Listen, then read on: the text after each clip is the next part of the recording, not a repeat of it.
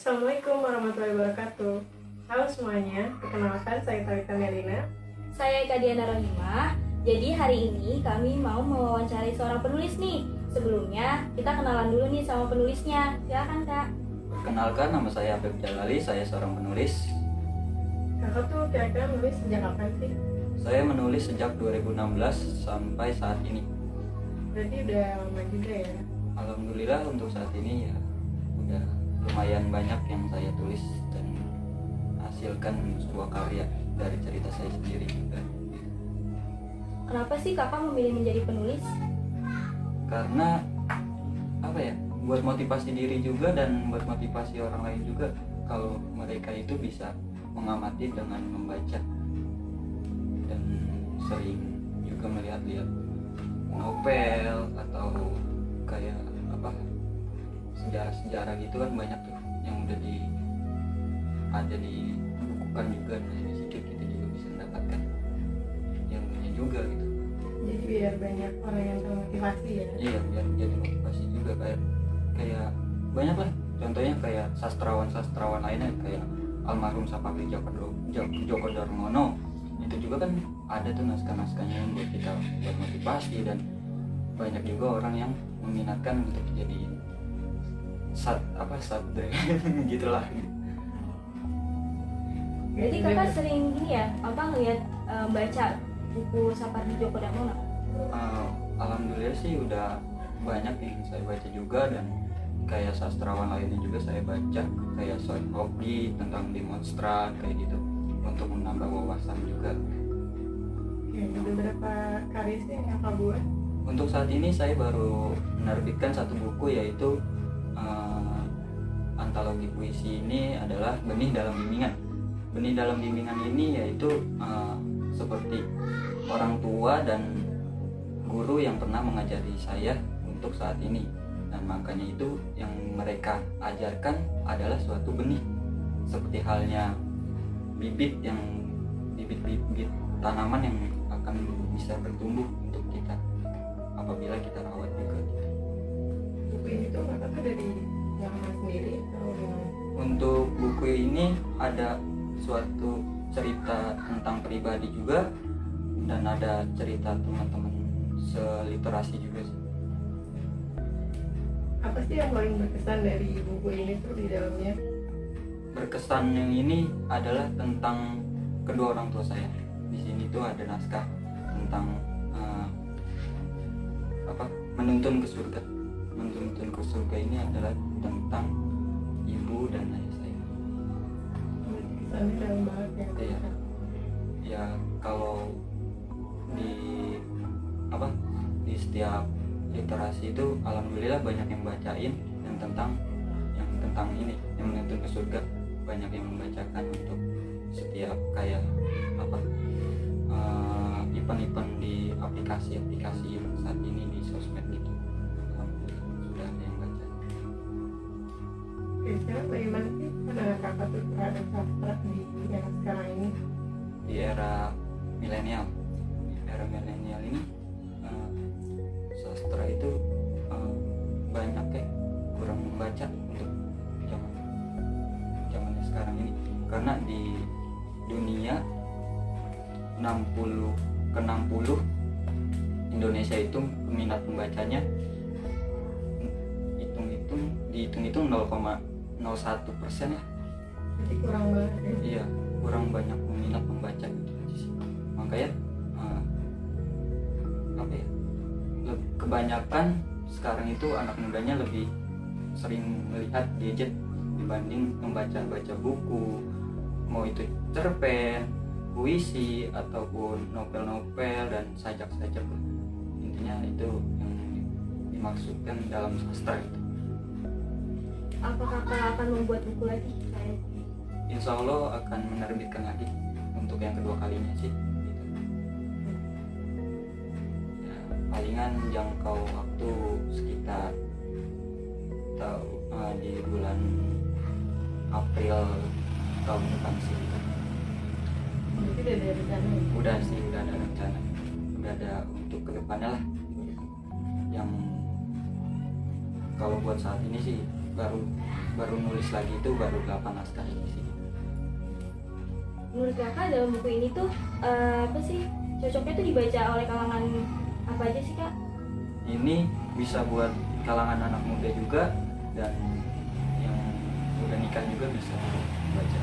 Soalnya di sini juga ada tentang orang yang udah nikah juga gitu. Dan ada yang tentangnya apa ceraian gitu ada. Di sini udah ada saya tulis dan banyak sih yang kita pandang ya sehari-hari gitu namanya kehidupan lah gitu. Pembelajaran. Iya, motivasi diri sendiri yang penting. Kalau setiap membaca itu motivasi untuk diri sendiri, baru kita untuk motivasi orang lain. Sebelumnya nih kakak, sebelum menulis itu tuh biasanya kakak persiapannya apa aja sih? Persiapannya, kalau buat menulis sih, saya nggak usah persiapan. Yang penting lagi, misalnya kalau lagi di kamar atau di kerjaan lagi iseng-iseng nggak isi ruang waktu apa itu ya palingnya saya nambah kata-kata berapa bait-bait. Misalnya kan dalam penulisan itu kita orang untuk terjun penulis gitu ya, itu tuh biasanya harusnya dari quotes gitu. Nah itu baru tambah lagi berapa bait dan itu pasti bakalan menjadi novel atau itu aja sih. Makanya setiap itu saya selisihin waktu itu buat nulis berapa bait, nanti setelah itu baru saya tambahin lagi karena saya melihat pandangan sastrawan yang lain pun ada yang menundanya sampai bertahun-tahun juga, tapi buat saya ya maksimal mungkin bisa lah untuk 2 hari 3 hari itu bisa jadi satu naskah itu untuk antologi puisi.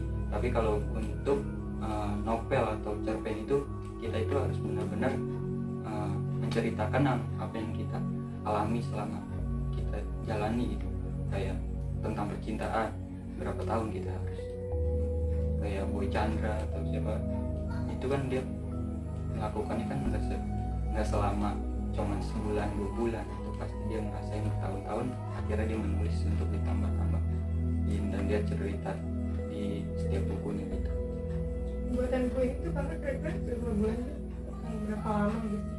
Ini sebenarnya awalnya saya baru masukin ke blogger karena saya belum niat untuk menerbitkan, dan ternyata dari teman kelas menulis daring itu dari Riau untuk saya biar cobalah terbitkan buku satu aja, dan kebetulan di Instagram itu ada penerbit yang lagi mencari ituan juga, mencari orang penulis gitu buat menerbitkan. Ya udah akhirnya saya partisipasi ya untuk ini ya, menerbitkan buku ini. Dan pernah juga di teman-teman literasi gitu, pagi itu kita punya grup namanya itu anak puisi juga, dan di situ anak literasi, kebanyakan literasi, dan di situ saya juga banyak nambah ilmu juga. Dan di kelas menulis daring di situ tuh saya diajarin banyak tentang cara menulis juga di situ, dari kayak EYD, KBBI, UBI, di situ tuh saya diajarin banyak juga di kelas menulis daring gitu. Ya dengan saya ini bukan seorang mahasiswa juga, dan saya juga jadi masih banyak belajar juga lah tentang penulisan dan tentang sastra juga. Yang penting satu, kita banyak baca juga gitu. Dan kalau buat menulis ya pasti bisa. Banyak kok sekarang anak-anak yang suka nulis quotes atau apa gitu. Iya. Tadi kan kakak bilang kakak ikut nulis daring ya? Itu berapa lama sih kak kakak ikut nulis daring? Apa sampai sekarang masih ikut? Untuk sekarang saya izin keluar dulu dari grup ke pemimpinnya, dan saya bilang nanti kalau saya udah ada luang waktu baru saya masuk lagi, dan kata udah juga nggak apa-apa. Oh, kakak sibuk kerja gitu? Iya, enggak, karena setiap hari Minggu itu kita harus daring. Kita Zoom di situ semua setiap kelas menulis daring itu harus absen setiap minggu itu. Jadi ya karena kepadatan waktu ya saya mengundurkan diri. Apa sih yang kakak dapat dari kelas menulis daring itu? Dari situ saya banyak tentang apa kayak penulisan, karena awamnya saya kan bukan itu, kayak kita tuh di WA terus atau untuk penulisan kayak assalamualaikum terus bahasa ngopi itu kan kebanyakan orang nulisnya biasa aja, tapi dalam penulisan itu harusnya dimiringkan. Kalau bahasa ngopi itu harus dimiringkan karena di dalam PUBI atau KBBI itu nggak ada.